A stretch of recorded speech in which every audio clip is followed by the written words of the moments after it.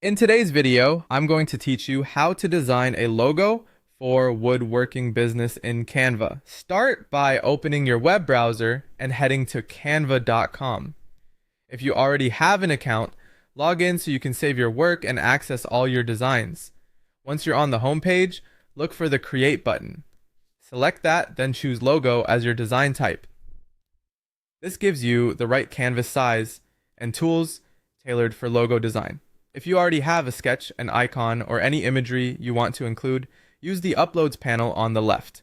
Click Upload Files and pick the image from your computer. Drag it onto your canvas and position it where you want. This is great for incorporating wood textures, carved symbols, or a mark you've been experimenting with.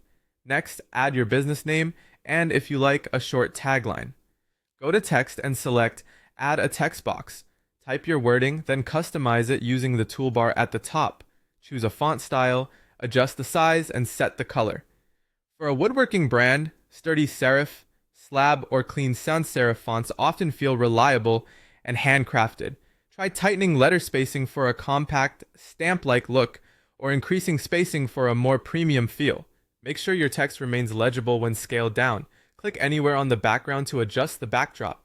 Open the color options at the top and pick a shade that matches your brand's vibe. Earthy tones like deep browns, warm grays, forest greens, or muted creams pair nicely with woodworking themes. Keep contrast in mind so your logo stands out on both light and dark surfaces. If you want to jumpstart on concepts, use Canva's design generation tools. Open the design panel and describe your ideal woodworking logo in a clear prompt.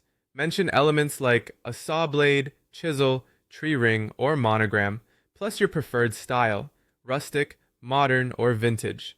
Paste your idea, making sure it's relevant to your woodworking business, and then click Generate Design. Browse the results and select a concept that aligns with your brand's personality.